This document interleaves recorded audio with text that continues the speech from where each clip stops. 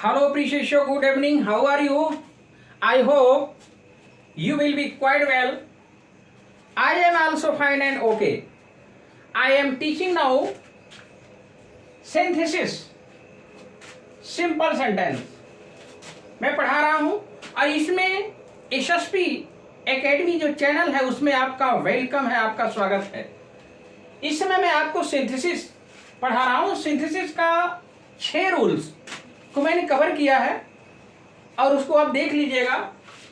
और ये 7वां rule, by using an adverb और या एडवर्बियल फ्रेज को आपको पढ़ना है। तो ये एडवर्ब और एडवर्बियल फ्रेज सिंथेसिस में सिंपल सेंटेंस पढ़ रहे हो, सिंपल सेंटेंस में 7वां नियम पढ़ रहे हो, ध्यान से समझिएगा। सिंथेसिस में सिंपल सेंटेंस पढ़ रहे हो, सिंपल सेंटेंस में 7वां नियम पढ़ रहे हो बाय यूजिंग करके एडवर्ब का या एडवर्बियल फ्रेज। अब बच्चे उसमें घबरा जाते हैं कि एडवर्ब क्या होता है, एडवर्बियल फ्रेज क्या होता है। एडवर्ब जैसा कि आप जानते हो कि मॉडिफाई करता है किसको, वर्ब को। तो वर्ब की क्या कंडीशन है, वर्ब के क्या हालात हैं, तो वर्ब को मॉडिफाई करने के लिए एडवर्ब का प्रयोग किया जाता है। यहां साधारणतः देखेंगे तो यल वाई लगा करके एडवर्ब बनाते हैं, बनता है। और यदि कई शब्द मिलकर एडवर्ब बनता है तो उस कार्य को हम क्या करते हैं, तो एडवर्ब का कार्य करें तो उसे हम क्या कहते हैं, एडवर्बियल फ्रेज कहते हैं। यानी एडवर्बियल फ्रेज में कुछ शब्द जुड़ जाएंगे। और ये आप जानिएगा कि एडवर्ब क्रिया को मॉडिफाई करता है। एडजेक्टिव जो होता है वो क्या करता है, वो नाउन को क्वालिफाई करता है। जबकि यहाँ एडवर्ब की बात की गई है तो एडवर्ब क्रिया को क्या करता है, मॉडिफाई करता है। ध्यान से समझिएगा और याद रखिए, पढ़ाई मैं बार बार कहता हूं कि विद्यार्थी वही होता है जो विद्या का अर्थ समझता है। शिक्षक अलग अलग प्रकार के होते हैं, उनका तरीका अलग अलग होता है, पढ़ाने का पैटर्न अलग अलग होता है। उससे हमसे मतलब नहीं है। एक शिक्षक अपनी विद्यार्थी को अच्छी तरीके से अपनी बात को समझा दे, that is a good teacher. तो उसकी एक क्वालिटी होती है अलग, एक विशेषता टीचर की अलग होती है। वो चाहे जैसे आपको समझाने की कोशिश करता है, तो मैं यही कोशिश करता हूं आपके लिए। और एडवर्ब और एडवर्बियल फ्रेज में थोड़ा अंतर क्या होता है, ये अंतर मैं यहाँ पे कुछ एग्जांपल दिए हैं। इस एग्जांपल को आप देख लीजिए कि क्या एडवर्ब होता है और क्या एडवर्बियल फ्रेज होता है, जिसके थ्रू आप सिंपल सेंटेंस बनाते हो। देखिए हरीडली जो होता है, यल वाई लगा देते हो हरीडली में तो आपका एडवर्ब बन जाता है। और इन्हें हरी कह देते हो, यानी कुछ शब्दों को जोड़ करके। याद रखिएगा क्या बात कही गई है कि यदि कई शब्द मिलकर एडवर्ब का कार्य करें तो उसे एडवर्बियल फ्रेज कहते हैं। अब इसमें देखिए कितने आए शब्द ना, कई शब्द हो गए आपके, तो ये शब्द मिल करके एडवर्बियल फ्रेज हो गए। रिग्रेटफुली, खेद पूर्वक कहते हैं, दुखी होता है, तो क्या हो गया, विद रिग्रेट, डबल शब्द आ गए उसमें। केयरलेसली को कहते हैं विदाउट केयर, ये भी डबल हो गया। आपका ब्यूटीफुली होता है तो इन ए ब्यूटीफुल मैनर कह लीजिए, इन ए ब्यूटीफुल स्टाइल कह लीजिए, ये एडवर्ब हो रहा है। ब्रेवली है तो इन ए ब्रेव मैनर कह लीजिए, या फिर ब्रेवरी भी कह करके आप एडवर्बियल फ्रेज बना लेते हैं। रिसेंटली, अभी हाल में, जस्ट नाउ कह के एडवर्ब बना लेते हैं, तो एडवर्बियल बना लेते हैं। तो एडवर्ब और एडवर्बियल फ्रेज में अंतर क्या होता है कि यल वाई जब लगा लेते हैं यहाँ तो आपका क्या बन जाता है, एडवर्ब। और जब कई शब्द मिल करके एडवर्ब का कार्य करते हैं तो क्या कहलाता है, एडवर्बियल फ्रेज। तो इसी के थ्रू आपको क्या समझना है, सिंपल सेंटेंस। ओके, एक्सरसाइज के माध्यम से आप इसको समझने की कोशिश करोगे कि कैसे। अब ये पूरे रूल्स को आप अच्छे से देख लीजिएगा, मैं एक बार फिर आपको पढ़ के बता दे रहा हूं। तो बाय यूजिंग एन एडवर्ब या एडवर्बियल फ्रेज, साधारणतः यल वाई लगाकर एडवर्ब बनता है। और यदि कई शब्द मिलकर एडवर्ब का कार्य करे तो उसे एडवर्बियल फ्रेज कहते हैं। एडवर्ब क्रिया को मॉडिफाई करता है, यानी क्रिया की विशेषता बताता है, क्रिया किस हालत में है। अच्छा, अब ये आपकी एग्जांपल हो गया एडवर्ब और एडवर्बियल फ्रेज की। इसको आप अच्छी तरीके से देख लीजिएगा, बार बार घुमा के देख लीजिएगा। अब एग्जांपल के माध्यम से आपको हम समझाने की कोशिश कर रहे हैं। ओके,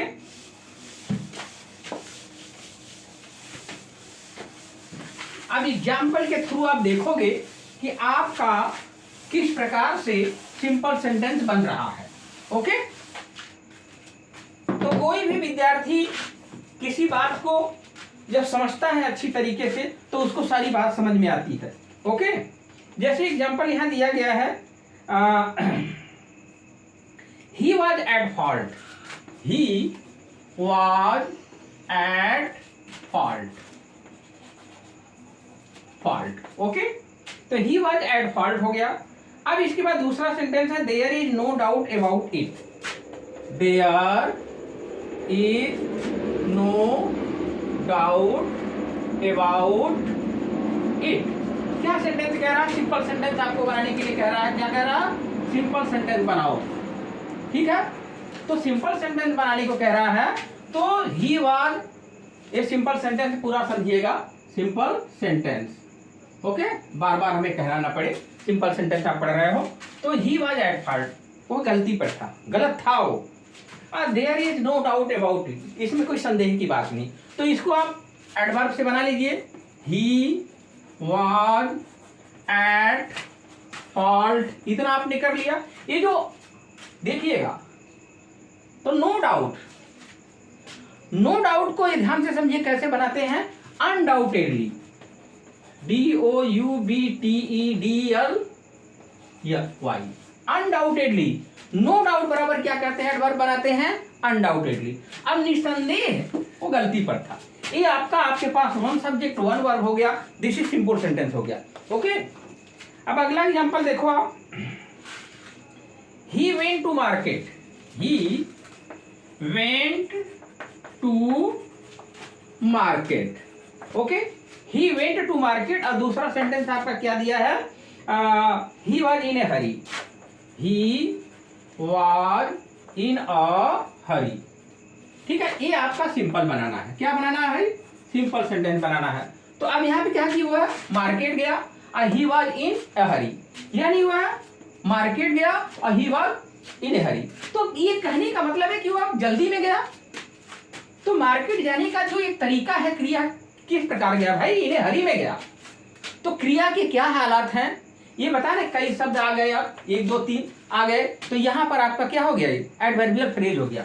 एडवर्ब से भी बना सकते हैं। 2 एग्जांपल आप देख लीजिए इसके आंसर का। इसके आंसर का पहला एग्जांपल देखिए, he went to market in a hurry. एक तो एग्जांपल ये हो गया, या दूसरा एडवर्बियल से, एडवर्बियल फ्रेज से हो गया। ये आपका क्या हो गया? ये एडवर्बियल फ्रेज है, ये एडवर्बियल फ्रेज है। क्या भाई? एडवर्बियल फ्रेज है। ओके, तो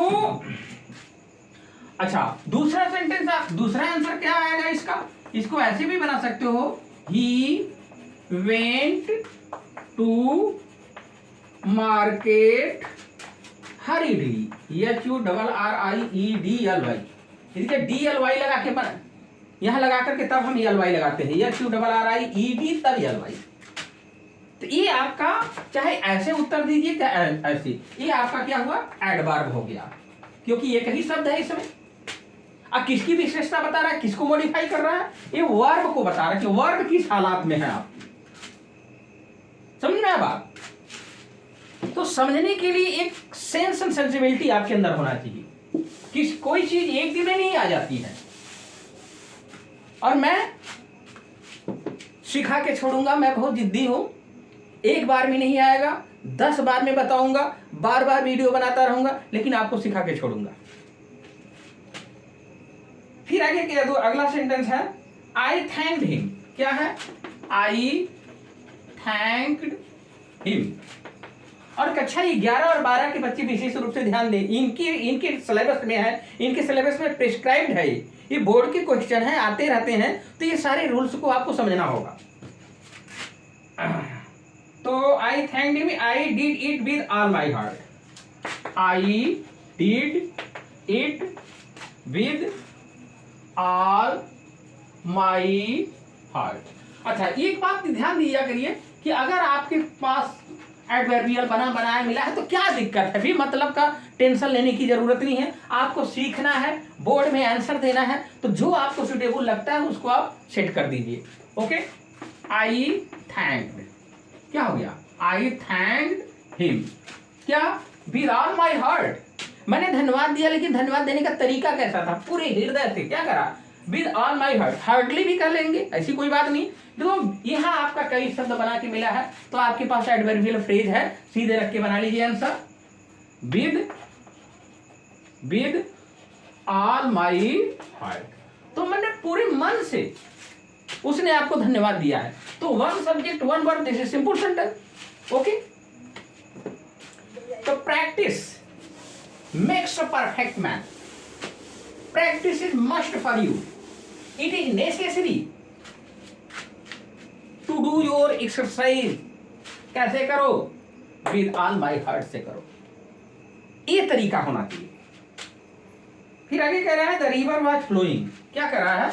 द रिवर वॉज फ्लोइंग, यह है द रिवर वॉज फ्लोइंग। दूसरा सेंटेंस क्या है? It's flow was slow, it's flow was slow. ये आपको सिंपल सेंटेंस पूछ रहा है आपसे, this is simple sentence. Okay, तो अब क्या कह रहा है कि रिवर क्या कर रहा है? फ्लो कर रही है, रिवर फ्लो कर रही है, मतलब बह रही है, प्रवाहित हो रही है, लेकिन प्रवाहित होने का तरीका कैसा? स्लो। तो सीधे आप लिख दीजिए, आंसर आपका बन जाएगा एडवर्ब से, द रिवर वॉज फ्लोइंग। कैसे? स्लोली। बन गया, एडवर्ब से बन गया आपका। तो किसकी विशेषता बता रहा भाई? ये रिवर की विशेषता, ये वर्ब की विशेषता बता रहा। सॉरी, यहां ध्यान दीजिएगा कि ये आपका एडवर्ब किसकी विशेषता बता रहा है? वर्ब। कैसे फ्लो कर रहा है? तेज कर रहा है कि स्लो कर रहा है? कैसे कर रहा है? तो स्लोली नदी बह रही है, मतलब ये होता है टेक्निक आपको सीखने का। जितना आप मन लगाओगे किसी काम में, उतना आपका फायदा होगा। पढ़ाई एक नशा होता है, एक जुनून होता है, एक जज्बा होता है, वैसे नहीं मिल जाती है सफलता। सफलता के पीछे तमाम राज होते हैं। तो ही डिड इट, एक अगला सेंटेंस है ही डिड इट। ये सेंटेंस है he did it, he did it a great success. दूसरा सेंटेंस है ही डिड इट, कैसे? He did it with a great success, with a great success. Okay, simple sentence. अब कह रहा है कि ही डिड इट, कोई भी कार्य किया होगा वो, ही डिड इट, उसने किया, और ही डिड इट। देखिए ही डिड इट यहां भी है, ही डिड इट यहां भी है, एक ही आपका एडवर्बियल फ्रेज इसमें जोड़ा गया है, जिससे जोड़ के हम बना सकते हैं, सिंपल सेंटेंस बना देंगे। तो मतलब ये होता है कि बड़े ही सफलता के साथ उसने कार्य को किया है। तो इसको सीधे बना दीजिए simple sentence, he did it, adverbial phrase उठा लीजिए वहां से, विद अ ग्रेट सक्सेस। ये बन गया सिंपल सेंटेंस आपका। आपके पास वन सब्जेक्ट वन वर्ब, आपका ये शर्त होना चाहिए, और शर्त आप पूरा कर रहे हो। तो कहने का मतलब ये होता है कि किसी भी रूल में, कोई भी टॉपिक, कोई भी रूल उठाओ, वो कितने पॉइंट से बन रहा है, उसके क्या रूल्स हैं, ये आपके दिमाग में बराबर रिजाउंड होना चाहिए। जब वो आपके दिमाग में चलता रहेगा, तो किसी तरह का एग्जाम्पल होगा, आप सॉल्व कर लोगे, कोई प्रॉब्लम आपके लिए नहीं होगा। अब यहां दिया ही स्पेंड ऑल हिज मनी, ही स्पेंड ऑल हिज मनी। मैं मेहनत कर रहा हूं, तो आप भी तो मेहनत करो, क्यों नहीं करोगे भाई? सफलता पानी है तो करना पड़ेगा मेहनत। This was foolish, this was foolish. इस दुनिया में कोई चीज असंभव नहीं है, लगन आपके पास होना चाहिए। नमक रोटी खाओ लेकिन पढ़ाई करो जम के। तो ही स्पेंट ऑल हिज मनी, ठीक है। अब आपके पास फुलिश शब्द आ गया, अब उसको आप क्या कर दीजिए, इसको आप एडवर्ब बना दो। क्या हो गया? फुलिशली, फुलिशली यानी मूर्खता पूर्वक भाई। उसने ही स्पेंट ऑल हिज मनी, पूरा पैसा मूर्खता पूर्वक खर्च कर दिया। तो मूर्खता हुआ, मूर्खतापूर्ण ढंग से अपने पैसे को खर्च कर दिया। ये आपके पास one verb one subject one verb हो गया, दिस इज सिंपल सेंटेंस हो गया। तो ये वेरीफाई आपको करना पड़ेगा कि सिंपल सेंटेंस है कि नहीं है, इसका शर्त आपको मालूम होना चाहिए। जब तक शर्त नहीं मालूम है, तब तक आप कुछ नहीं कर पाओगे। यहां दिया है अगला सेंटेंस, ही फॉरगॉट हिज बुक्स, ही फॉरगॉट हिज बुक्स, ये सेंटेंस है। यस दिया है, ही वाज केयरलेस। नियमित उठा करिए, किसी काम की देखिए एक दिन में कोई चीज नहीं आता, उसको आप निरंतरता बनाइए, कंटिन्यूटी होनी चाहिए आपके पास। एक दिन 2 दिन से पढ़ाई नहीं होती है, पढ़ाई का एक मिशन होता है, एक लक्ष्य होता है, 6 महीने में, साल भर में इस चीज को हमको पूरा करना है, और उसके लिए पूरा तन मन धन समर्पित कर दो, डिवोट योरसेल्फ। तो ही forgot his book, he was careless. अब इसको हमको बनाना है, क्या बनाना है, क्या पूछ रहा है परीक्षा में, बार बार बता रहा है, सिंपल सेंटेंस पूछ रहा है आपसे, क्योंकि मैं यही पढ़ा भी रहा हूं। तो सिंपल सेंटेंस बनाना है तो आप बनाइए इसको। ही फॉरगॉट, टीचर का काम होता है रास्ता दिखाना, चलना है आपको है, बुक्स।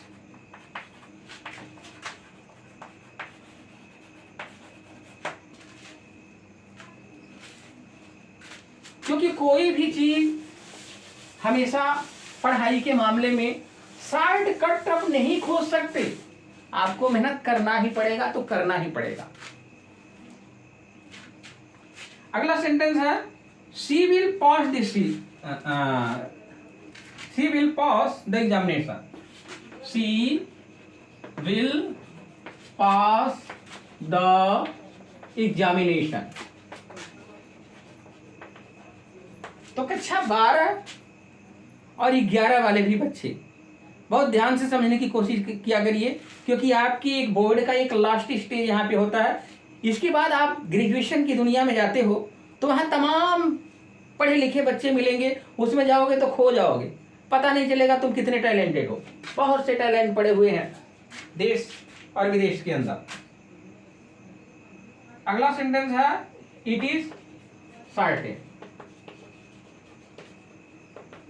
बना लो, बन जाएगा ना, बोलो भाई, बनेगा, आराम से बन जाएगा, बनेगा ना।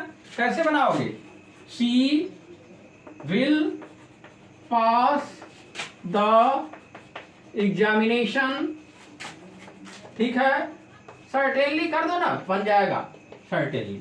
तो ये आपका मूल सेंटेंस बन के तैयार हो गया, she will pass the examination certainly. वो निश्चित रूप से परीक्षा पास कर जाएगी। एक आध तो एग्जाम्पल और देखिए आप, जैसे दिया है, the train, this train runs, this train runs, ये सेंटेंस है।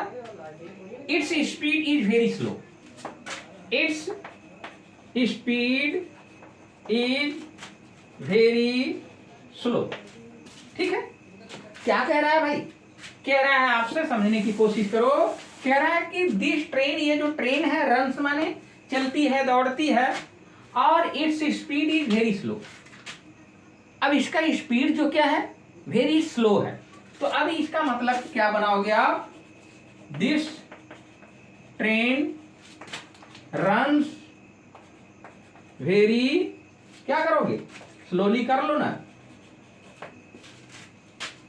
तो बहुत ही धीमे पूर्वक चल रही है, तो ये ट्रेन स्लोली, बहुत स्लोली रन कर रही है। तो ये किसकी विशेषता बता रहा है भाई, ये एडवर्ब की भी विशेषता बता देता है, समझ रहे हो कि नहीं। तो यहां पर ये क्रिया की, तो क्रिया को मॉडिफाई करने वाला यह शब्द आपके सामने, ये भी देखिए एडवर्ब है, ये भी एडवर्ब है, वेरी स्लो से भी बन जाएगा। तो समझना है किसी चीज को, ये कि एग्जाम में बोर्ड में आया है ये question, great people were serve their country, great people serve their country, okay. अब दूसरा सेंटेंस आपका क्या है, दूसरा सेंटेंस है,